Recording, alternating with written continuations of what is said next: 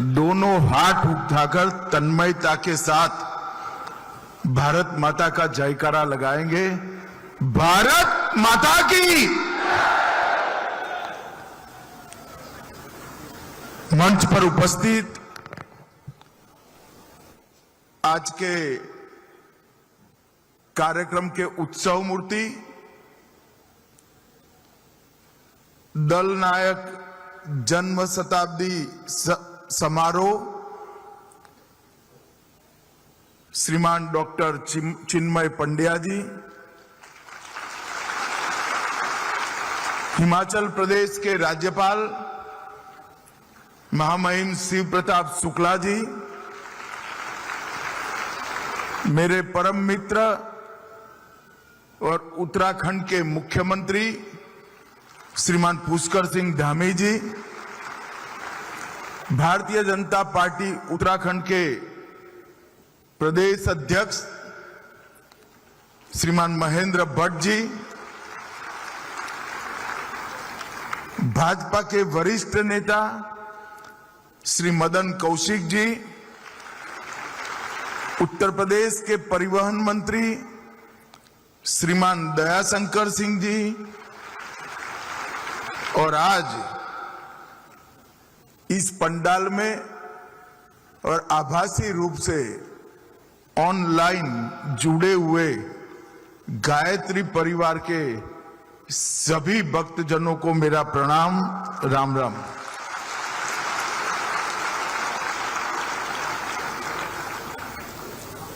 आज मैं देवभूमि उत्तराखंड में आया हूं।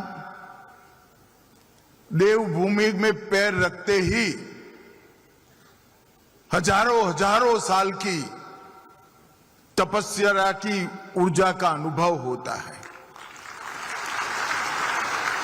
और देवभूमि में भी मैं हरिद्वार में आया हूं।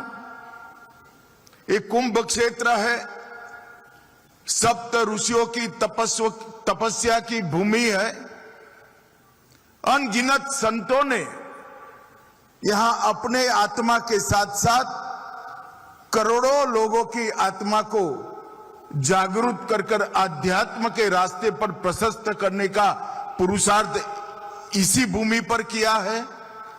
और यही भूमि पर पंडित राम शर्मा और वंदनीय माता जी ने गायत्री ऊर्जा को जागरूक करने का काम किया है। आज अखंड ज्योति सम्मेलन में आकर मैं सच अर्थ में अखंड ऊर्जा और चेतना की अनुभूति कर रहा हूं। ये मेरा मन ही जानता है यहां से कितनी चेतना लेकर मैं वापस जाऊंगा। आस्था, अध्यात्म और संस्कृति, ये तीनों का ये संगम स्थल है। और पूजनीय पंडित जी ने, श्री राम शर्मा जी ने आस्था, अध्यात्म और संस्कृति, ये तीनों को पुनर्जीवित करने के लिए व्यक्ति निर्माण का रास्ता चुना। हर व्यक्ति के अंदर बसे हुए परमात्मा रूपी आत्मा को जागरूक और ऊर्जावान करने का काम किया। और आज मैं तो चिन्मय जी को अभिनंदन देना चाहता हूं,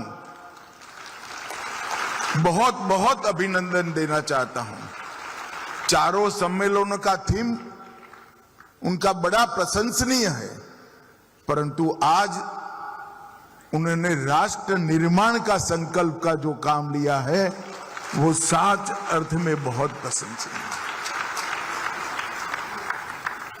मित्रों, जो लोग सनातन धर्म को जानते हैं, भारतीय संस्कृति को जानते हैं, भारत के इतिहास को जानते हैं, वो सभी को सिर्फ मान्यता नहीं, दृढ़ विश्वास है कि विश्व भर की समस्याओं का समाधान अगर कहीं एक जगह है तो भारतीय परंपरा में विश्व भर की समस्याओं का समाधान।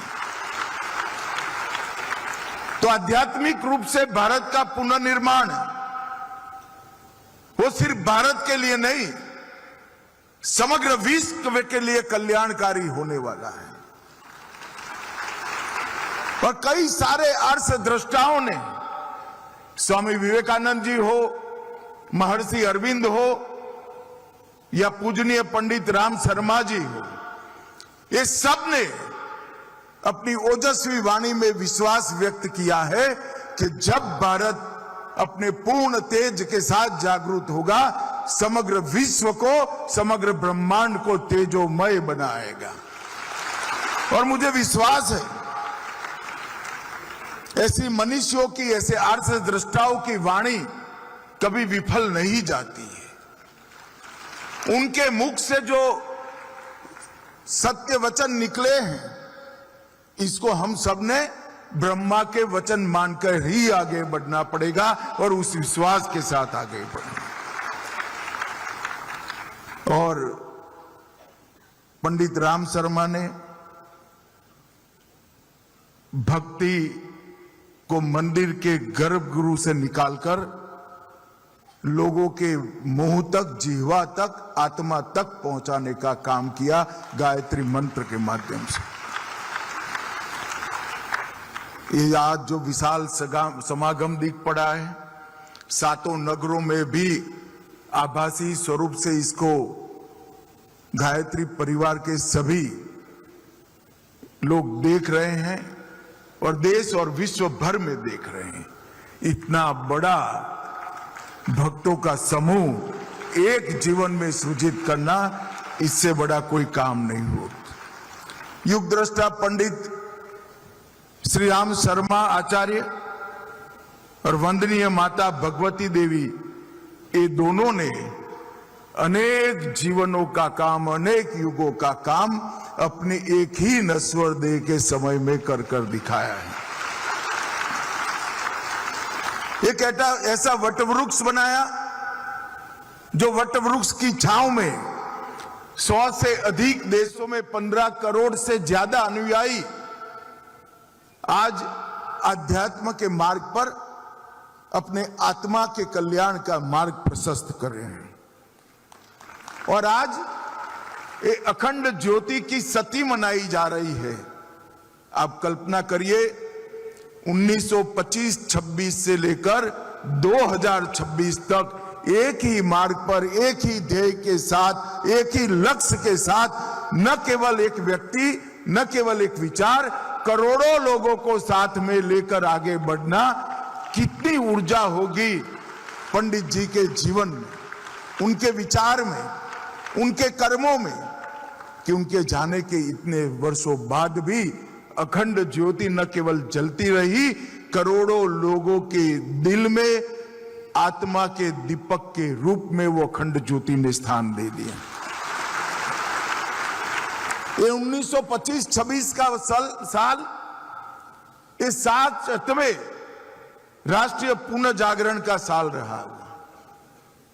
उसी वर्ष राष्ट्रीय स्वयंसेवक की संघ की स्थापना हुई और संघ भी आज जन्मशती मना रहा है। उसी वक्त भाई जी ने गीता प्रेस गोरखपुर की स्थापना की, वो भी आज जन्मशती मना रहा है। और अखंड ज्योति जो प्रज्वलित हुई, और वंदनीय माता जी का भी जन्मशती का वर्ष है।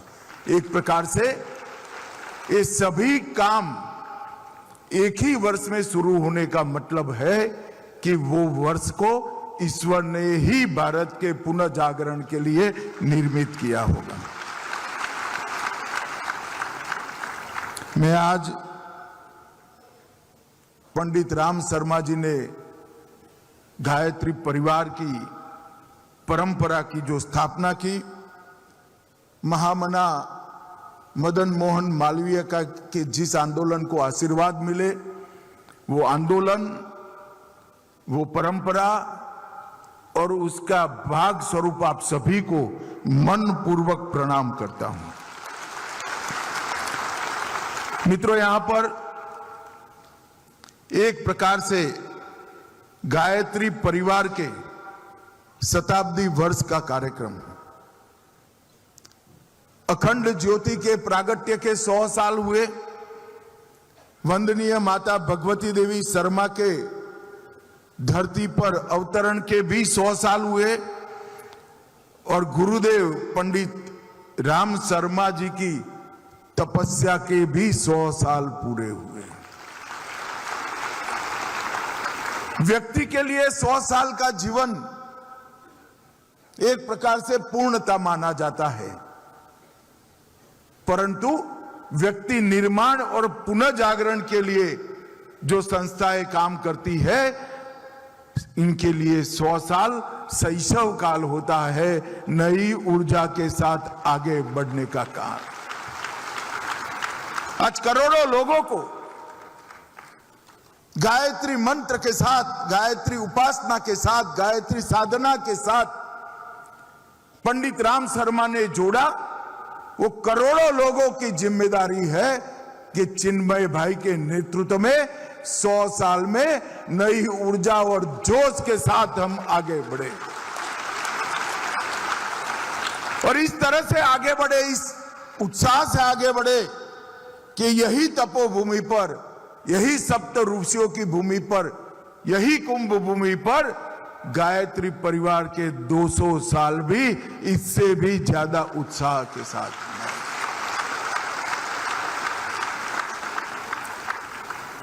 और आज जो राष्ट्र निर्माण का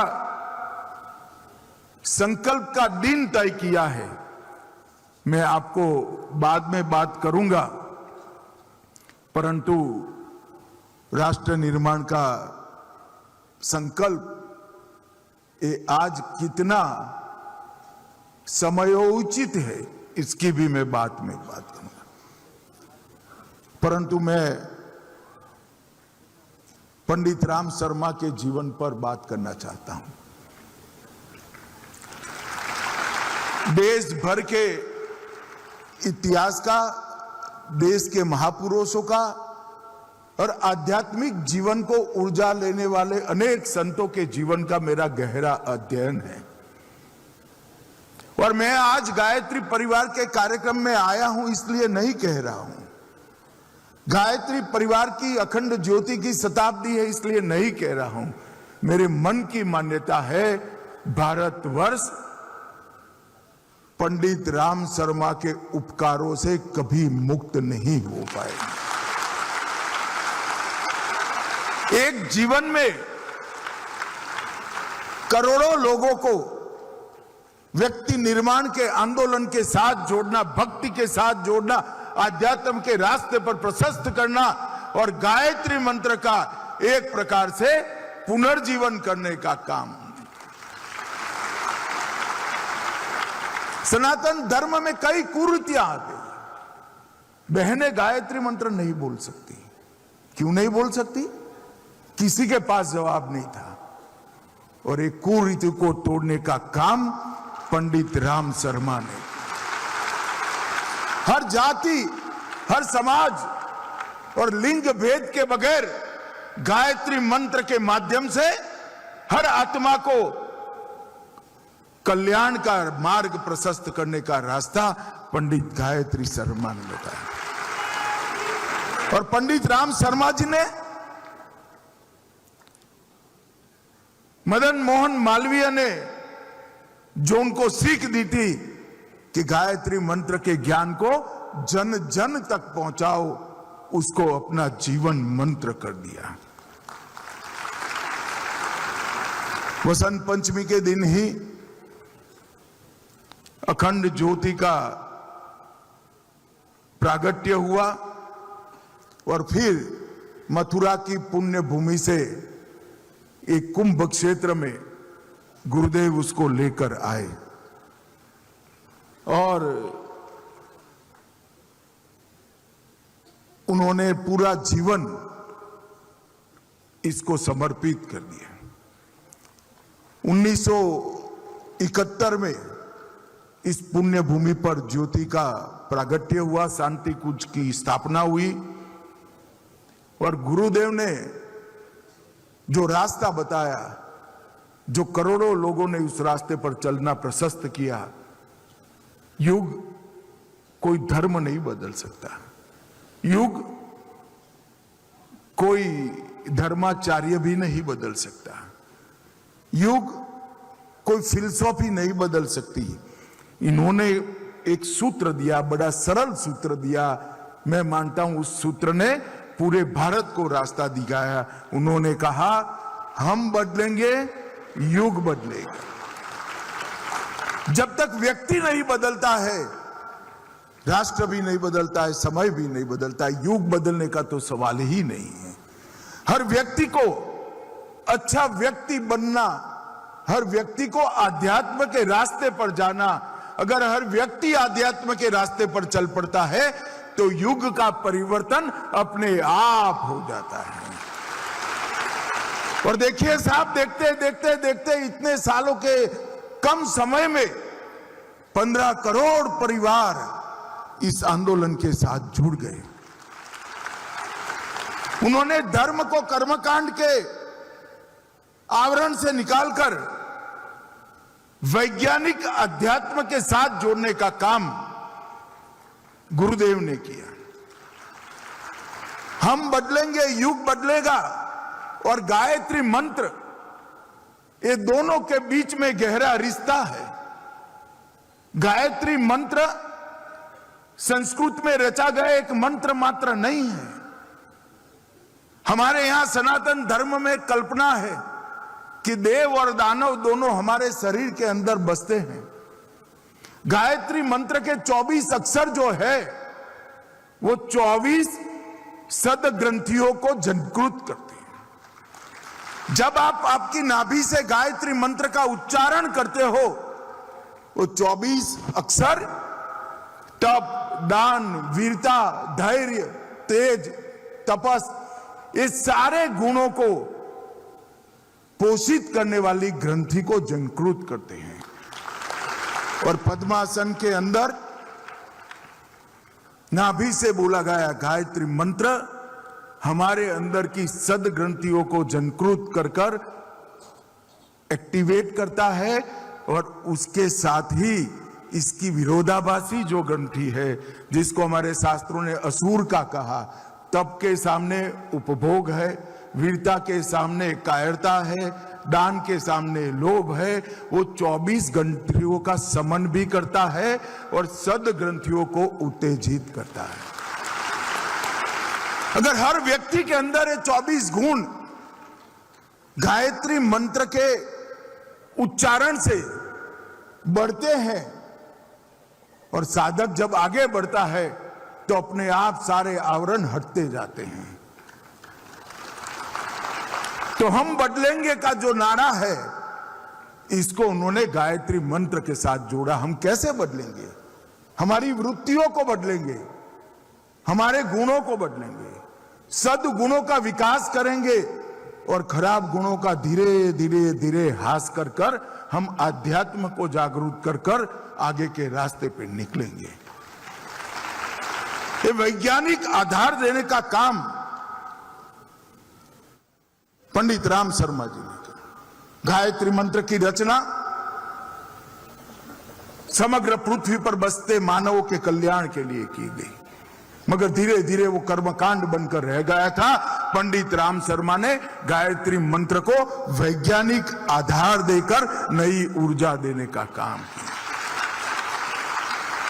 जो युवा मेरा भाषण सुन रहे हैं उनको मैं कहना चाहता हूं, मुझे भी मेरे गुरुजी ने जब गायत्री मंत्र का अर्थ समझाया और उसका उच्चारण करने की पद्धति समझाई, उसके बाद में मेरी सोच, मेरे व्यक्तित्व, मेरी बुद्धि और मेरे आत्मा की गति में बहुत बड़ा परिवर्तन आया। आप एक बार मन से प्रयोग कर कर देखिए, पंडित शर्मा के आशीर्वाद प्राप्त कर कर स्वार्थ छूटता जाएगा, परमार्थ बढ़ता जाएगा, कायरता निकलती जाएगी, हिंसा बगैर की वीरता अपना स्थान ले लेगी और बुद्धि सदमार्ग पर प्रवृत्त हो जाएगी।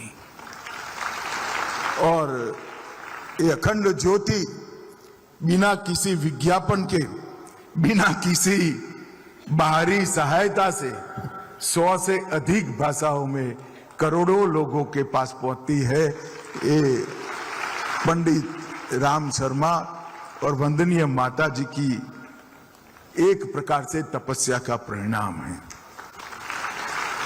बचपन से देशभक्त रहे, आजादी के लिए संघर्ष किया, नमक सत्याग्रह में अंग्रेजों की लाठियां भी खाई और आजादी के बाद समाज में पनपी हुई कुरीतियों के खिलाफ पंडित राम शर्मा ने आंदोलन छेड़ा, जात पात की बेड़ियों को तोड़ी, समाज को बराबरी का रास्ता दिखाया और महिलाओं को गायत्री मंत्र की उपासना करने का अधिकार दिया। आज यहां पहला दिन था, उस वक्त चिन्मय जी ने आदिवासी भाइयों को यहां बुलाया था। इससे बड़ा काम चिन्मय जी कोई नहीं हो सकता। आपने बहुत अच्छा किया और एक प्रकार से पंडित राम शर्मा के रास्तों को आप आगे ले जाने का काम। कई सारे कुरीतियां, उन्होंने दहेज हटाएंगे ऐसा नहीं कहा, मेरी बात ध्यान से सुनिएगा, दहेज नहीं लेंगे नहीं कहा, उन्होंने नेगेटिविटी नहीं करी, दहेज मुक्त विवाह को हम अपनाएंगे ऐसा कहा। रचनात्मक